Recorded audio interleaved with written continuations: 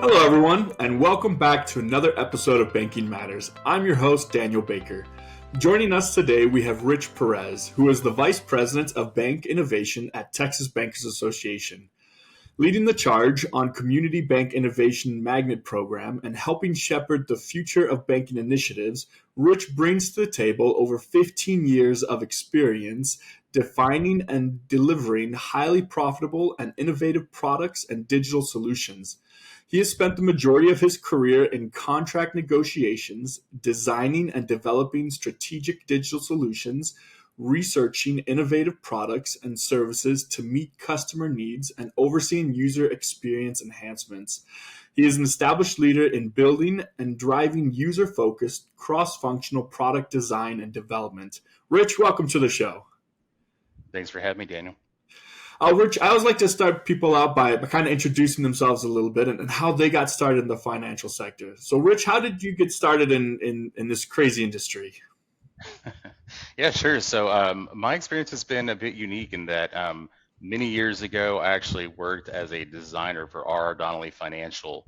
And so that was really my first kind of taste of what was happening within this sector. And then fast forward many years later, and I spent, like you said, about 15, 16 years with Harlan Clark that turned into Veracast. Mm-hmm. So a lot of people certainly familiar with them from the check side. Yeah. And so that's really where we started. But I think the really exciting thing for us there was that a lot of the work that we were doing was innovative in the sense that we were selling something that wasn't always so exciting, but it was absolutely something that banks and their customers needed. And so through that, I established a lot of great relationships with many of the great banks that we still do business with today. So remind me, Harlan actually used to be able to order the checks through Harlan. Is that right? That's right. Yeah. And so I came up on the retail channels division initially. And so a lot of the group that we were working with was Checks in the Mail, if a lot of people are familiar with that very, very old brand. But they were acquired by Harlan Clark, and Harlan and Clark was actually a merger too, like way back in the day. Mm-hmm. So yeah, it's a lot of interesting developments that happened there over the years. Oh, that's an interesting connection because I remember when I used to work for the bank, like I remember our brand used to be Harlan Clark, and we used to order through them. That's pretty interesting. Yeah. So then, Rich, I wanted to dig a little bit into what you're doing now because I know you're the vice president of bank innovation. Well, what is that? I mean, what do you do? What does that entail? No, it's a great question. So a lot of what we tried to make sure we're doing for TBA was providing the banks really the different facets of what they're looking for in terms of, like you mentioned, some of the contract negotiation side. And a lot of that is working closely even with the Tabasco side of TBA in terms of making sure that the banks have the proper knowledge that they might need to make some of their decisions. Go ahead. I'm going to interrupt really quick. Tabasco. What's Tabasco? That's a great question. It was one of those things where I thought, like, what a great name for a company, because I was also confused. But it's the TBA service company. Okay. And so that is basically the group that Ben Bueller runs. That is really operating all of our different vendors, associate members, things of that nature. Okay. Sorry, you can go back to your question. Yeah, I just wanted to make sure that we knew what that acronym was. Yeah, absolutely. Yeah. So really, just making sure that we're providing some of the knowledge that the bankers might need. And certainly, as we all know, what happens with these banks of various sizes is they get to a point where they're so heads down trying to focus on their day-to-day goals that they oftentimes don't have the ability to jump out and say, okay, well, where can we make improvements? And as silly as that may sound, right? But a lot of these bankers, certainly that's something they're thinking about day to day. But at the same time, taking that step back to really strategize about those decisions and efficiencies that they can gain in working through, whether it be different vendors or sometimes some operations that may not exist in the organization today. Okay, so then what is your role in that process? So are you reaching out directly to these vendors? Are you reaching out directly to these bankers? How are you interacting in this process? Absolutely, yeah. So both, and then also a bit more in the sense that a lot of times, it's this is very cliche, but we're really only as good as the communication that we're getting from our bankers. Okay. And so, whether we get some of that from our surveying, and a lot of it is really just reaching out and just making sure that everybody knows that, hey, that we're here and we're able to help them in some ways that they might not be thinking about on a day-to-day side. So then let's say you're looking for the next project, you're looking for the next thing that you're really going to develop. How do you begin that process? Is it really just sending out not a spam email, but like a an industry wide email like, hey guys, we're here, don't forget about us, or how are you developing these projects that you're working on? Sure, yeah, that's a great question. We do it in various different ways, and so sometimes it is just through some of our marketing vehicles through TBA. To your Hmm. point, so we always like to get out and see your report and the weekly emailings that we have. At the same time, we know that there are many bankers, especially in some of those higher positions, that are getting hundreds and hundreds of emails a day, Yeah. and we've heard firsthand that they say, hey, we'd love to hear about some of this, and we say like, oh, we sent an email out just this last week. I'm like, yeah, I don't look at that email. And so it's a very real challenge, right? That we know that the bankers have. So what I really try to do is make sure that we are available in those channels. And maybe this goes back to some of the marketing days with Veracast, right? But Right. making sure that we're available in the channels that the bankers need us to be available in, because we understand that there's not a golden rule for all the bankers, right? Some rely on email, some will look at just using their phones only, and then others are looking for more of updates or broadcasts on the website, as an example. But the other way that we really try to do that, Daniel, is to get out with the different committees that we have available. And so it's very common for myself to show up to as like kind of a special guest speaker, if you will, Okay. but for some of the committees that exist across TBA, and just really plant that seed to your point and make sure that we're kind of the squeaky wheel, and that Yeah. hey, we're really here to help you, and these are all things that are really included in your membership that you may just not be aware of today. That makes great sense. So something before we keep digging on to that, I wanted to ask, is this unique to TBA, or do you have counterparts that are similar positions to yours across the bankers associations? There are some similar positions. Really one of the more exciting ones, that because of the collaboration that we're now working through, is with ABA. Hmm. And so Brick Ibarra is she's the SVP actually of innovation at the ABA, Hmm. and she has some great folks on her team that we work very closely with, and are actually right now working to co-brand some of the research materials Oh, to make great. sure that we're continuing to get that word out. Yeah, so you're even collaborating with some national wide organizations and entities. Yeah, that's right. I would say that, certainly, as Chris likes to say, Texas has been kind of trailblazing this side from a state association standpoint. And so, there are some other state associations that are looking to, invest some more time into getting this innovation focus within Hmm. their associations. So I've also been working with some of them to really just kind of help them catapult and learn from some of the things that we've learned in over the last year and a half. Establish the new program and get people like in the positions they need to do. Exactly, and certainly, as I always like to tell them, yes, we'll go over what's worked well, but I think equally, if not more important, a lot of times is like, we tried this and it just didn't work, Yeah, and I think that's so really valuable avoid information to that have. one. It's not gonna net you much. Exactly, exactly. Oh, that's perfect. It's always nice when you have a new program develop or a new program being created to have that foot in the door that you're like, look, this works, this doesn't work. Like, stay away from Right. that. That's perfect. So then, how really do members get involved? So I know you mentioned like stopping by at some of these committees and whatnot, that you're constantly trying to get in touch with different member banks and whatnot, see what we can do for them. But how can a member get involved? What can they do? Is it literally just send you an email saying, hey, I'm looking for this product, and then they're done, or what does that look like? Yeah, no, it's a great question. That really is the best way. Like, we're actually revamping the website right now for TBA, and we're Hmm. looking to really put a lot more information there.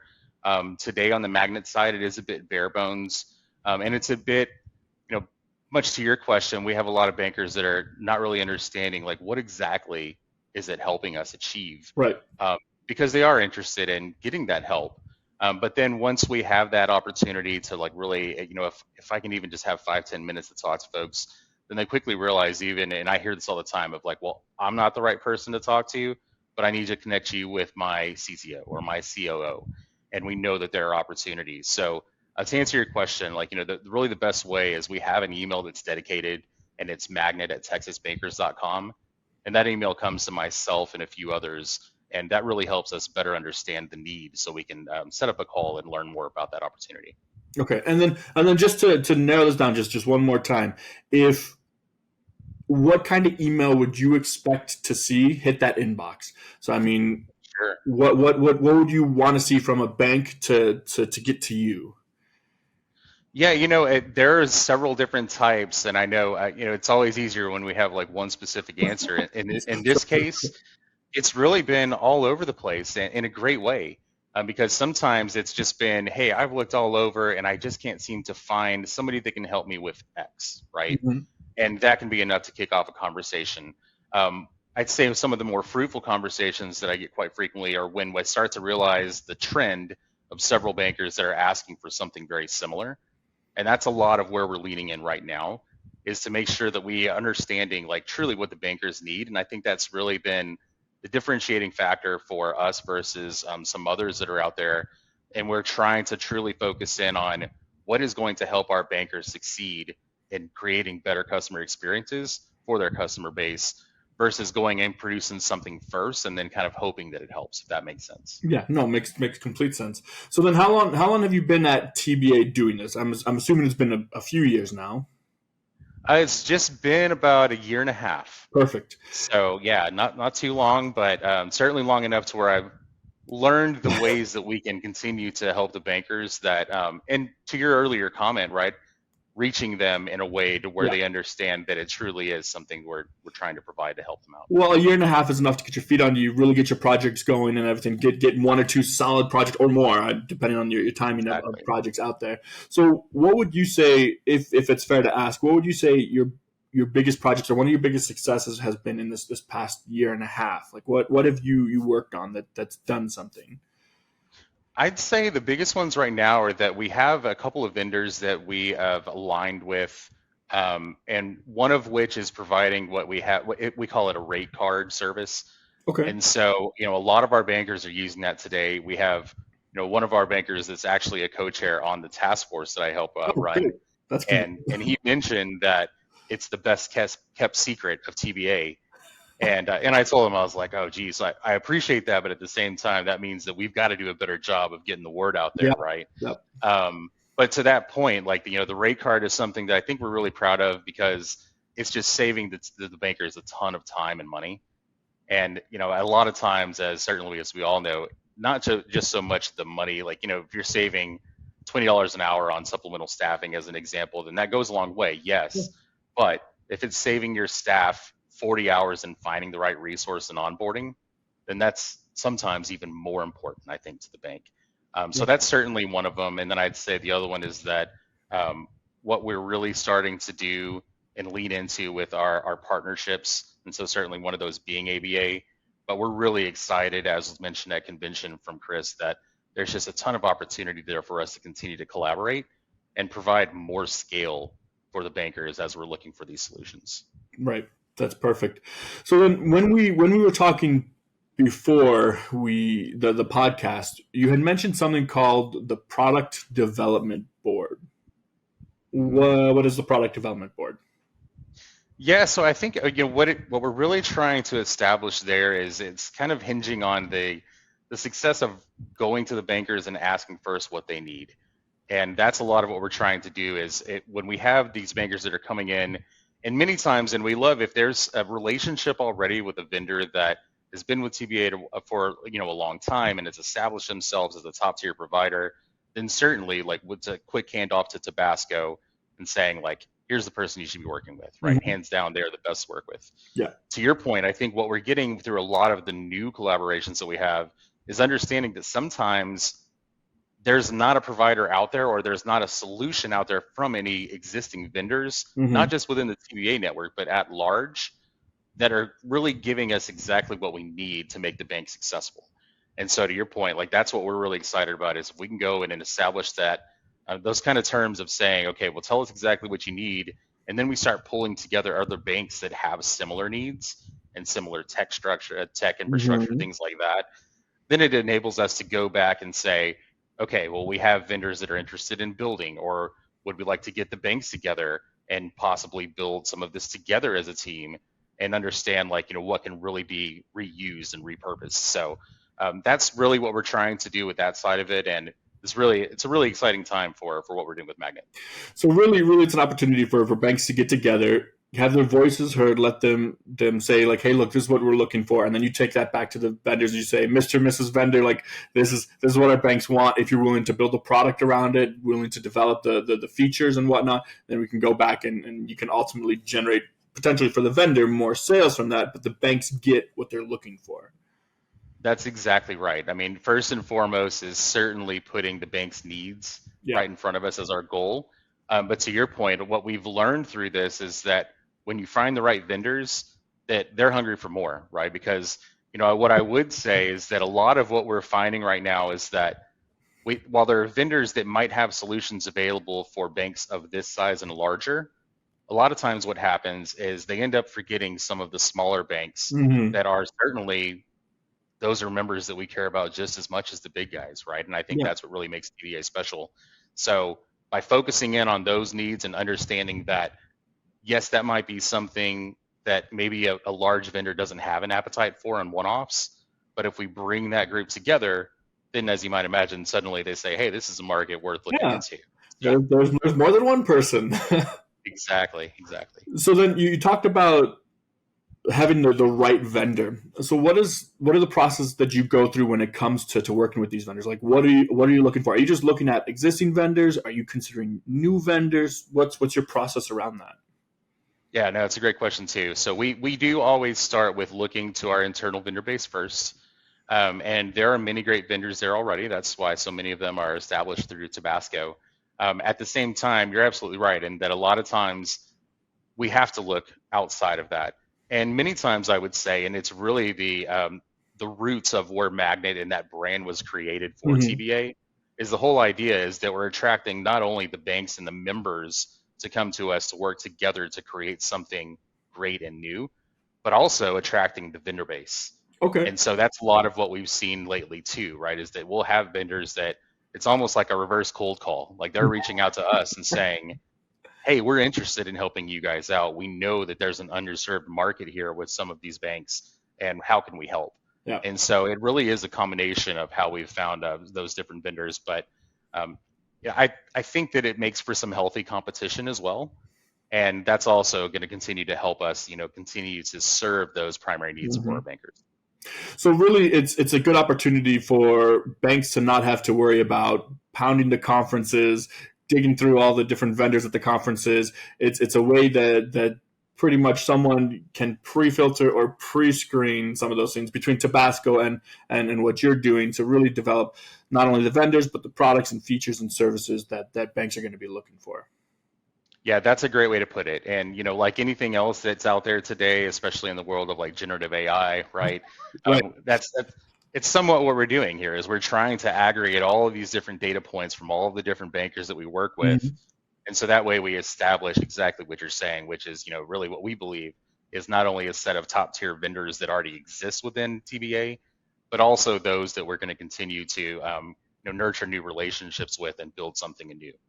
Well, that's really exciting because this is such an interesting age to be in the financial sector. Because I mean, just with the introduction of AI kind of to banking, I know that there's been a lot of conversation around that and a lot of conversation of how it's going to integrate into banking and what elements it's going to play. So that is very interesting. So then the last real question I want to pose to you is what is it that makes an effective vendor? Like what I know we talked a lot about what we're looking for and how we start, but what is a quality vendor to you that when you've got this problem, you sat down, you've met with bankers, you've talked with bankers, they come forward with what they're looking for, and then you go out looking for a vendor. What is it that makes the vendor you select the vendor you select? What about it?